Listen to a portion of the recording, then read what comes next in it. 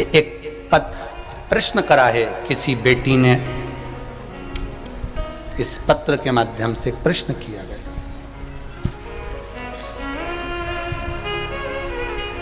Bhagwati Sahu mobile number दिया है आपने, इनके प्रश्न है। भगवती कहीं बैठी हो तो हाथ जरूर हिलाइएगा। प्रश्न अच्छे हैं आपके, बाबा की कृपा।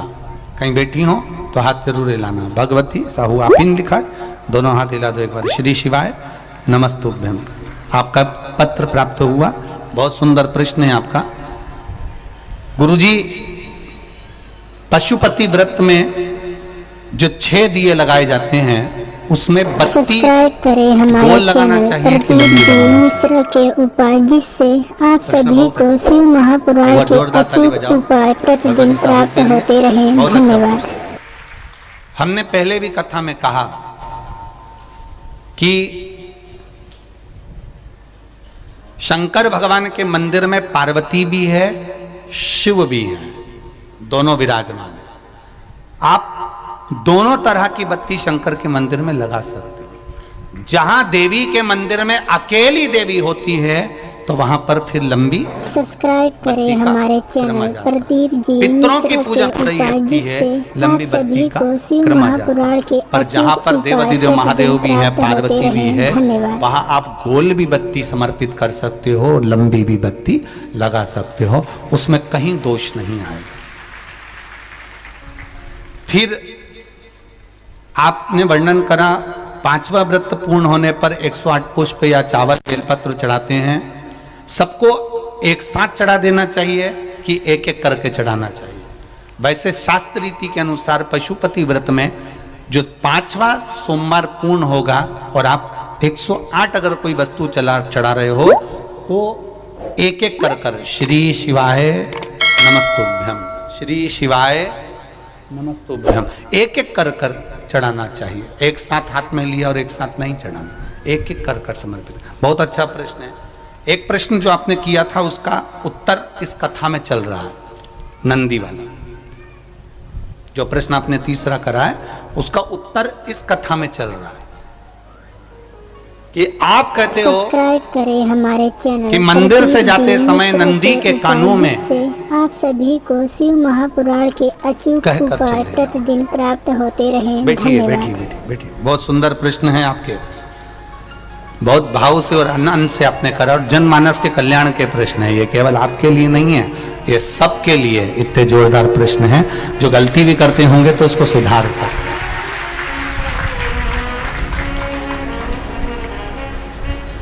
आपने कहा कि नंदी के कानों में कहना चाहिए। लोग हंसते हैं, कहते हैं बताओ वो नंदी के कानों में भगवान को कहना चाहिए। वैसे तो हम आपको एक बात बता दें कि दुनिया के लोग किसी दूसरे धर्म की कभी हंसी नहीं उड़ाते। दुनिया के लोगों को दूसरे का धर्म अच्छा लगता है। दुनिया के लोग सबसे ज्यादा हंसी उड़ाते हैं तो हमारे सनातन धर्म की ही उड़ाते हैं और जी खुद उड़ाते हैं, दूसरा उड़ाने वाला नहीं होता। दूर के ढोल हमें समझ में आते हैं, उसका धर्म हमें समझ में आ गया, उनके क्या है ऐसा है, आओ कुछ नहीं, उनके धर्म में ऐसा है। कितना आनंद हमें दूसरे के धर्म में लग रहा है और हमारा सनातन धर्म हमको बुरा लगता है। हमारे सनातन धर्म हमें बुरा लगने लगा। अरे भाई, लोग कहते हैं कि नंदी के कान में कहते हो, ये कोई हमारे पुराणों में या शास्त्रों में लिखा है? भगवती बहन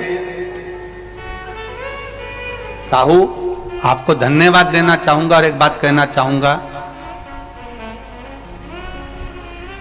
जितनी भी शिव महापुराण के अंतर्गत चाहे उपाय जो बताए जाते हैं कि बेलपत्री ऐसे चढ़ाना, काली मिर्च ऐसे चढ़ाना, चावल ऐसे चढ़ाना, धतूरा का क्या महत्व है, शमी के पत्ते का क्या महत्व है, बेलपत्री के पत्ते का क्या महत्व है, ये जितनी भी बातें बताई जाती हैं ये सब पुराण के अंतर्गत से बताई जाती है। अब दुनिया के लोग इसको चाहे टोटका कह दें, चाहे दुनिया के लोग इसे टोना कह दें, पर पुराण से हटकर कुछ नहीं। और आप लोगों को अगर बोला है कि नंदी के कान में कहकर भगवान शंकर के मन में बात पहुंचे, तो ये क्यों कहा? तो ये भी हमारी शिव महापुराण में लिखा है, जलंधर के चरित्र में। कोई आपसे कहे कि नंदी के कान में बोलने से क्या होता है, ये जलंधर का चरित्र कह रहा है। मां पार्वती जी का हस्त कमल पकड़कर जलंधर लेकर जाने लगा।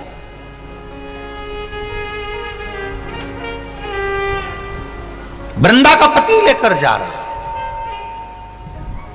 वृंदा तो भगवान की भक्ति में लीन रहती थी, उसको तो जलंधर को सबसे ज्यादा तकलीफ थी नारायण से, पर शिव के पास आ गया क्योंकि ईर्षा प्रवृत्ति। अभी कथा में कहा कोई कोई ऐसा होता है जिसको तुमसे बेर नहीं होता तो भी अंदर से ईर्षा जाग जाती है। कोई कोई ऐसा होगा जिसको अंदर से ईर्षा जागती है, अपने आप अंदर से ईर्षा जागती है, उसका कोई बेर नहीं, और ईर्षा जाग रही, भीतर से ईर्षा जाग। ना आप उससे मिले हो, ना कभी वो आप उसके सामने बैठे हो। कई लोग किसी ना किसी की बुराई करते हैं तो हम लोग पूछ भी लेते हैं, क्यों साहब उनसे मिलकर आए हो क्या तुम? कभी नहीं मिल किया, कभी उनका सामना हुआ नहीं हुआ, तो फिर बुराई क्यों कर रहा? एक ने कर दी थी इसलिए हमारे ध्यान में था तो हमने भी कर दी। लो, वो कुआं में डूब के मरेगा तो तू भी मरेगा का? नहीं। नंदी सामने बैठा है, गणेश जी को मालूम पड़ गया, कार्तिकेय को मालूम पड़ गया, मां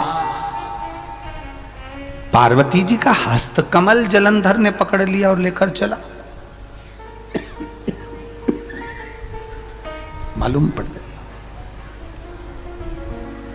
तब नहीं रहा गया। गणेश जी को क्रोध आ गया और गणेश जी महाराज आए, शिव जी को जगाने लगे। पिताजी पिताजी पिताजी कर कर जगाया। उठो पिताजी, पिताजी उठिए, पिताजी जागिए। पिता को जगा रहे हैं। भगवान शंकर नहीं उठे, तप में लीन थे। क्या करें हम? जलंधर के पास में इतना बल है, इतना बल है, और पिता की आज्ञा नहीं होगी तो हम कैसे मार देंगे इसको? मारने को तो मार दें। मां ने आज्ञा करी थी कि जलंधर उसको तारकासुर को मार दो, तो कार्तिकेय ने तारकासुर को मार दिया। शिव जी की आज्ञा नहीं तो हम इसको कैसे मारें? क्या करें? सब कुछ गणेश जी ने देख लिया, शंकर जी के ऊपर बहुत बहुत बहुत बहुत प्रार्थना कर कर देख ली, पर शंकर जी नहीं जागे। तब आखिरी में विनायक ने, गणेश ने, जितने लोग आस्था चैनल पर कथा सुन रहे हैं, जितने लोग फेसबुक यूट्यूब पर कथा सुन रहे हैं, इस बात को याद रखना कि नंदी के कान में कहने से क्या होता है वो ये इस कथा से सीख लेना। आखिरी में गणेश जी को लगा किसको कहूं, शंकर जी भी तप में है, नंदी भी तप में है, मैं किसको कहूं? शिव जी को कह के कर थक गया, पिताजी को बोल बोल कर थक गया, पिताजी जागते नहीं। अब मैं किसको कहूं ये बात, किससे कहूं?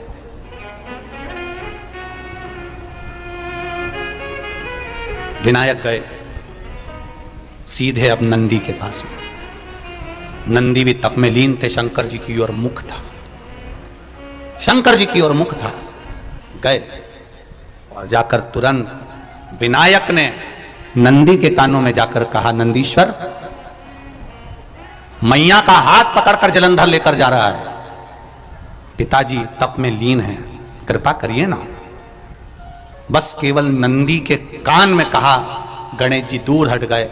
नंदी के कान में कहा, शंकर जी के नेत्र खुल गए, शिव जी के नेत्र खुले।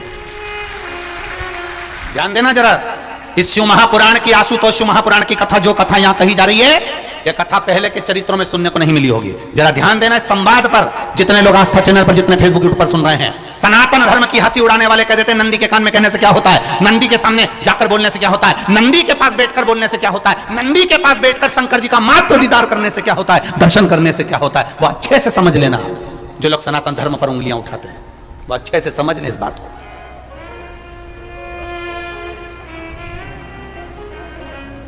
क्या होता है?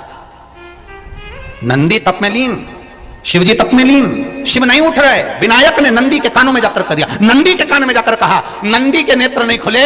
नेत्र किसके खुले? जम के बोलो, महादेव के खुले, शिव जी के खुले। ये मन का तार नंदी शंकर की आराधना कर रहे थे, शिव अपनी भक्ति में डूबे थे।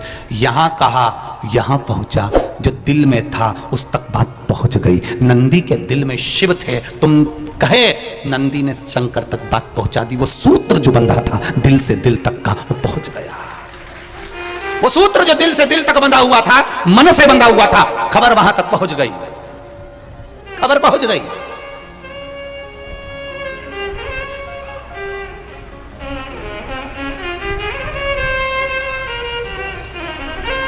हम कई बार कहे आपको, आप लोगों ने सुना होगा शिव महापुराण में कि बहुत दुख हो जिंदगी का, बहुत दुख, तकलीफ। जैसे वो बहन ने लिखा, मेरे कर्जे में लदालुम हो गई, तकलीफ पड़ गई, शरीर का रोग था, 15-20 साल हो गए, आराम नहीं।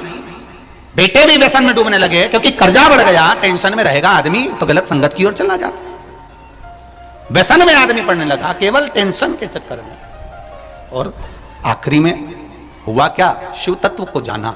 आपसे भी निवेदन है, जब दुख की घड़ी अपार हो, समस्या बड़ी हो, बहुत तकलीफ हो, बहुत कष्ट हो, एक लोटा जल जब महादेव को चढ़ाने के लिए जाओ, चढ़ाकर 2 क्षण मंदिर के अंदर नंदी के पास 2 क्षण बैठकर मेरे महादेव को निहारना। अपने दिल की बात उसके पास में बैठकर नहीं भी कहोगे ना, तो नंदी के पास मात्र बैठ भी गए, उस नंदीश्वर के पास मात्र बैठ गए तो वो तुम्हारे दिल की बात समझ जाएगा। कभी कभी बेटे के पास माता पिता मात्र बैठते हैं और बेटे का चेहरा देखकर माता पिता समझ जाते हैं कि बेटे को तकलीफ क्या है। बोलो सही है कि गलत है?